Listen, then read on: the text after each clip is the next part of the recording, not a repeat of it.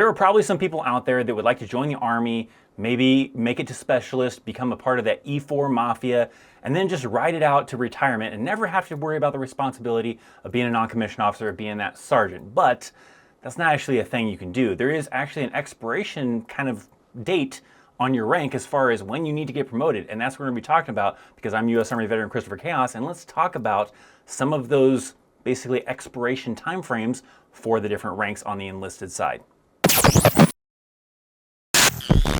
What's up, my friends? Welcome to a brand new video. In this one, we're talking about these expiration dates that are applied to these different ranks, the time limits you have to get promoted or you have to get out of the Army, because it's not like it used to be back in the day. I know there's probably some veterans out there that remember seeing some specialists retire out of the Army, some E4s retire out of the Army, maybe even some E5s retire out of the Army.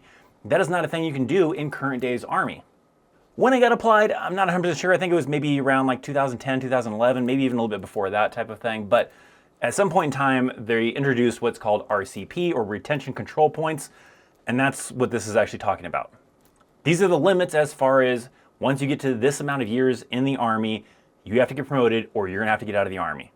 Now, this does still kind of apply for like reservists and National Guard, I believe. I'm not too clear on how that works because, of course, I was active duty, so I have a better understanding of how active duty works for these regulations, these different applicable things. But, you know, 5 years in active duty Army is not the same as 5 years on the reserves, or reserves 5 years is not the same as active duty 5 years. So that's where it gets a little complicated. So most of this is kind of applicable towards, you know, active duty individuals. But if you are in the Reserves National Guard and you kind of understand how to like translate this over to that Reserve National Guard kind of style, then maybe it's useful to you. Now we're going to dive into these time limits as far as the standard for that, but be aware there is currently a memorandum that's in effect until September of 2023 that actually extends these time limits. We'll briefly talk about that after I start talking about the standard kind of main normal one that it'll go back to after September. So let's start off with that one first. So first off, if you are a private, let's say E1, E2, or E3, those are privates, right? Private, PV2, and PFC, right? 5 years is going to be the max. You cannot go past 5 years as a private first class. Otherwise, they're going to force you to get out of the Army. Now, what happens when you reach that time limit? We'll talk about that a little bit later. But first, let's talk about the numbers, and then I'll come back to talking about what happens when you get to that, plus also some scenarios you might be curious about. Now, as a specialist or a corporal, the time limits are still the same. It used to be a thing where if you're promotable, you got a little bit more time compared to not being promotable. Not the case. If you are a specialist or a corporal, which usually when you're a corporal now within the current standards now, usually means you're probably promotable, 8 years. 8 years is going to be the maximum that you're going to be able to be in that E4 Mafia before you need to get promoted. But when you do get promoted, you move up to the next one, E5 or a sergeant, you do have 14 years before you need to get promoted or get out of the Army. I remember a guy who was on that kind of time frame, and he had to get out of the Army because he just couldn't get promoted because points were just too high for his MOS and he couldn't make those points. He had to get out. Now, as a staff sergeant in E6, you actually have 20 years. So you could just get up to staff sergeant as an E6 and potentially retire at 20 years, because if you can't get promoted after 20 years of being in the Army, you make it up to staff sergeant, you're going to have to get out of the Army. Now, the higher ranks, they do have a little bit more time, as now we move up to a sergeant first class, and that sergeant first class, that E7, has 26 years. A master sergeant, or if they're a first sergeant, they have 29 years, but if they are promotable, they do actually get a little bit more time, as they get 32 years.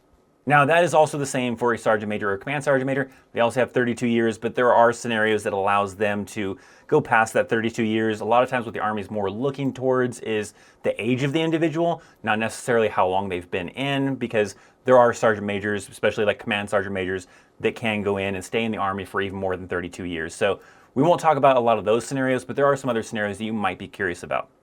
One of those scenarios being, okay, let's say I am a specialist. I'm in the E4 Mafia, chilling, enjoying life. I'm getting up to that 8-year mark. How does that work?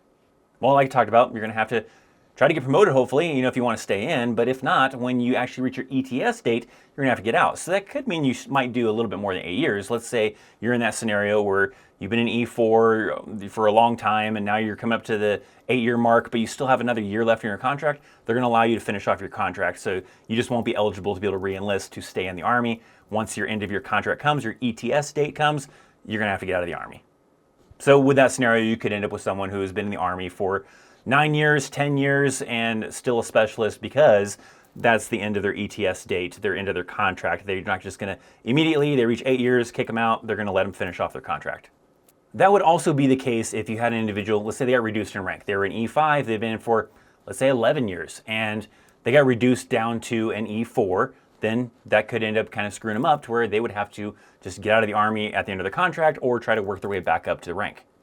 Especially like with a scenario, maybe you have someone who is a specialist, maybe they've been in for 7 years, they get reduced in rank down to an E1 because they really messed up, and that can happen, right? Because E4 and below, they can get reduced all the way down to E1, but NCOs, non-commissioned officers, can only get reduced by 1 rank. So if that was a scenario with a soldier who's been in for 7 years, getting reduced down to an E1, then yeah, you're gonna have to try to make your way back up before the end of your contract time frame. Otherwise, they're not gonna let you re-enlist. You're not gonna be able to stay in the Army, and you're gonna have to get out. Now, there is actually a time point in the Army where if you have been in for more than 12 years and you want to re-enlist, you no longer get the options to like re-enlist for 2 years, for 4 years, all that kind of stuff. After 12 years, you want to re-enlist, well, you have to re-enlist for what's called indefinite status. That basically means you're re-enlisting for an undetermined time, and basically if you want to get out of the Army, you have to put in for retirement, but you also have to be eligible for retirement, which usually comes at 20 years or more.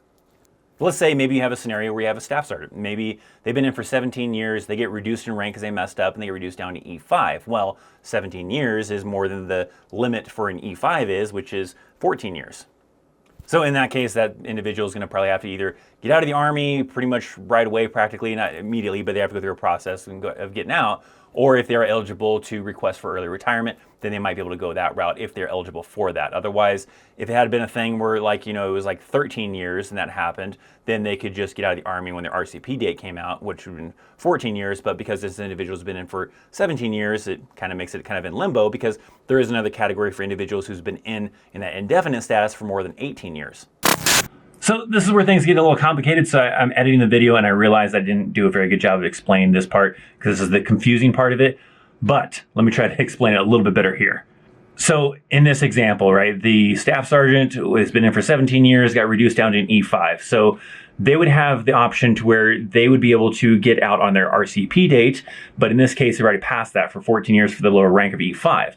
So they would have the option to be able to get out at the earliest retirement, which would be 20 years. So if that individual was able to get back up in rank from that sergeant back to a staff sergeant, they still would have to get promoted to sergeant first class because 20 years is still the RCP date. So it's really complicated then, right? That individual would have to probably go and try to get promoted to sergeant first class. Otherwise, at 20 years, nonetheless, they're gonna have to get out. Now, it's a little bit confusing for a scenario where they've been in for more than 18 years, because between 18 years and 20 years, they really can't be separated unless it was recommended for them to be separated. But nonetheless, when they still reach the 20-year mark, if they haven't made it to sergeant first class in that time frame, they're going to still be reaching the RCP date for an E6, so they still would have to get out at 20 years anyways.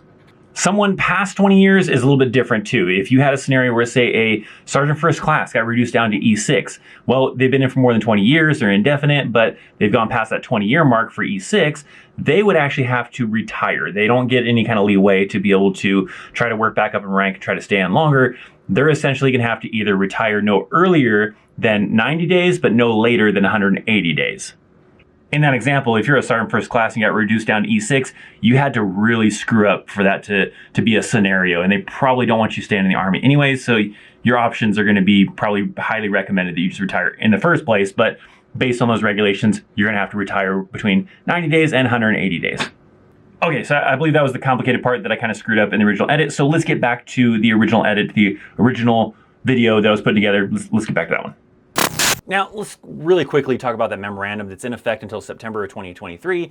It essentially extends those dates that I talked about by 2 years. So, for example, a private first class, private E1 now goes to 7 years, specialist corporal goes to 12 years, a sergeant goes to 16 years, staff sergeant to 22 years, a sergeant first class to 26 years, and a first sergeant master sergeant actually goes backwards 1 year for some reason to 28 years, and then no change to sergeant major or command sergeant major. So for whatever reason, maybe because of schools being backlogged after COVID and all that kind of craziness and stuff like that, maybe they're allowing people to have a little bit more time, but essentially it does extend it by 2 years, but that does expire in September of 2023. Now, my veterans out there, or my individuals that are currently serving in the United States Army, have you ever seen anybody who's reached that RCP date where they had to get out of the Army? Maybe they're in danger of that kind of a thing. And how did they get around it? How did they, manage to push through and get that rank that they needed to get? Or did you see someone who had to get out of the Army because they were just in for too long and couldn't get promoted? So let me know down in the comment section down below. I'd love to hear some of your guys' stories. Also, if you have questions, go ahead and drop those questions down there too. Whatever you got, hit me with those questions, and some of my veteran viewers might be able to help you answer or get those answers, or maybe I can answer them if I know them. But let me know down in the comment section. Related to this, you might want to know, okay, well, how long is it going to take me to get to these ranks in the first place? Well, I do have a simple kind of video that I did talk about this with, as far as how long it takes to get to different ranks. And if you'd like to watch that video, make sure to check it out right here. Check out my links down in the description box down below for my social media, for affiliate links, and all sorts of other fun stuff. Thanks for watching. I'm Christopher Chaos, and I'll see you next time. See ya.